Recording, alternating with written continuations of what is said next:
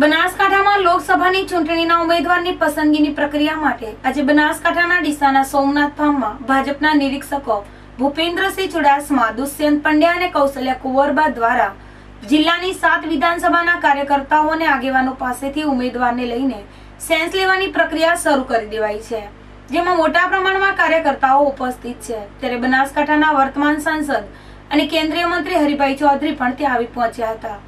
બનાસકાંઠામાં લગાતાર 6 વખત લોકસભાની ટિકિટ મેળવનાર હરિભાઈ ચૌધરીએ આ વખતે પણ ટિકિટ માંગી છે।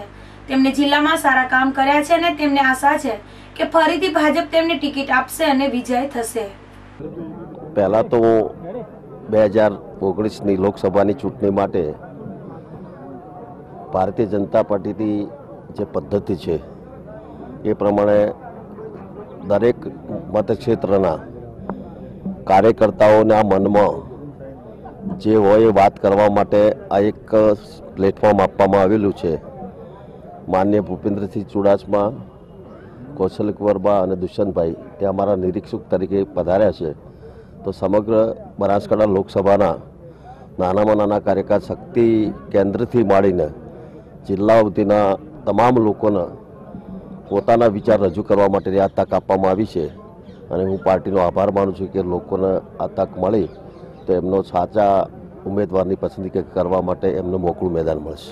સાહેબ, ખાસ કરીને લોકસભાની ચૂંટણી છે, અનેક દાવેદારો છે, આપ મંત્રી સ્થાને છો, અગાઉ પણ 6 વખત આપને ભાજપે ટિકિટ આપી છે, શું લાગે છે આ વખતે ભાજપ ટિકિટ આપશે? પહેલાં તો એક વાત કહું કે પાર્ટીની આ સિસ્ટમ છે અને આજ સુધી મને ટિકિટ આપી એ બદલ ભારતીય જનતા પાર્ટીનો હું આભારી છું।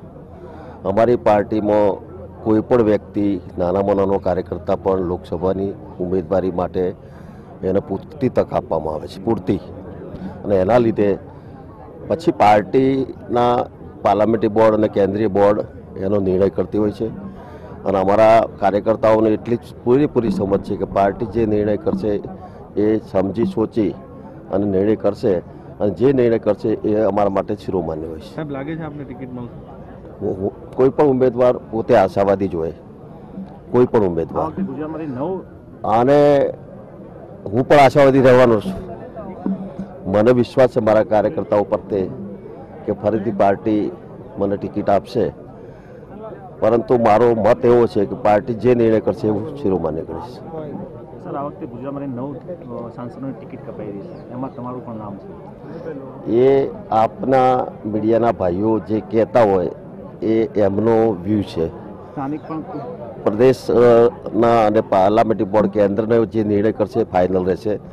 આપણા સૌના કોઈના હાથમાં આ વાત નથી। સ્થાનિક લોકોમાં પણ તમારા પ્રત્યે રોષ છે, ખાસ કરીને તમે જે દત્તક જે ગામો લીધા છે ત્યાં પણ કોઈ પણ પ્રકારનો વિકાસનું કામ નથી। મેં જેટલા કામ દત્તક ગામમાં કર્યા છે પાથાવાડામાં, મેં જાહેરમાં પ્રશ્ન કર્યો હતો કે વધુમાં વધુ જો સૌથી પૈસા ખર્ચ્યા હોય તો મેં ખર્ચ્યા છે। ખાલી 1-2 લોકોના ઇન્ટરવ્યૂથી આ જોવાનું ના જોઈએ।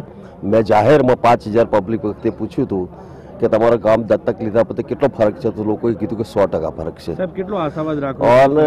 અને 100% ને પાથાવાડાની જનતાને પૂછો, જે લોકો તમે મેં કાલે ઇન્ટરવ્યૂમાં જોયું, જે વ્યક્તિને પૂછ્યું એ વ્યક્તિ કોઈ કાર્યકર્તા નથી કે નથી કોઈ પેલો ગામનો આખા ગામનો મત છે એવું નથી, તમે લોકોને પૂછો। સાહેબ, જે ગામ દત્તક લીધું એ ગામમાં આજે પણ 40% શૌચાલય નથી। અરે ભાઈ જો, શૌચાલય માટે અમે ઘેર ઘેર ફર્યા છીએ, અમે એમને સબસિડી આપીએ, સબસિડી આપ્યા પછી પણ એ ન બનાવે તો, કારણ કે હવે ડાયરેક્ટ ચેક આપવાનો છે, જે વ્યક્તિ લાભાર્થી છે એને ભાઈ ચેક ખાતામાં નાખી છે। સરકાર પૂરેપૂરી એના માટે તકેદારી રાખે છે અને અમે વિનંતી કરીએ કે બધા પોતાના ટોયલેટ બનાવે। તમને ટિકિટ મળે તો જીતનો કેટલો આશાવાદ રાખો? 100%। કારણો કે મેં ઘણા બધા વિકાસના કામ કર્યા છે। આ એક જ વર્ષમાં લગભગ 900 કરોડના નેશનલ હાઈવે અને ખાસ કરીને ડીસાનો રેલવે ઓવરબ્રિજ જે વર્ષોને પ્રોબ્લેમ હતો તો 225 કરોડના ખર્ચે ફ્લાય ઓવરબ્રિજ, 6 રેલવે ઓવરબ્રિજ, મદાદર, છાપી, જગાણા, માનસરોવર, લક્ષ્મીપુરા, ઇકબાલગઢ અને ધાનેરા, તો 6 રેલવે ઓવરબ્રિજ, લગભગ 150 કરોડના નેશનલ હાઈવે, એ લગભગ 700 કરોડના અને 600 કરોડના એમ કરીને 1400 કરોડના કામ આ વર્ષે જ મારા હાથે ખાતમુહૂર્ત થયું છે। સારામાં સારું કામ જો જિલ્લામાં નથી હોય તો પાસપોર્ટ ઓફિસ ગઈ સાલ આપણે ચાલુ કરી દીધી અને જે એક પાસપોર્ટ પાછળ 10,000નો ખર્ચ થતો હતો આજે દરરોજના 200 પાસપોર્ટ નીકળે છે. દરરોજના બનાસકાંઠા જિલ્લાના 2 લાખ રૂપિયા બચે છે દરરોજના. બીજું હું જાતે ફોન ઉપાડું છું, મિસ કોલનો પણ જવાબ હું આપું છું. એટલે મારા કાર્યકર્તાઓ અને બનાસકાંઠાની જનતા મારાથી ખુશ છે અને મારો ઇઝી સંપર્ક છે. કોઈ પણ માણસ મને ગમે ત્યારે મળી શકે છે અને મને જે લાગે છે પ્રમાણે ભારતીય જનતા પાર્ટી જો મને ટિકિટ આપશે તો હું 100% વિજયી થઈશ. ઓકે.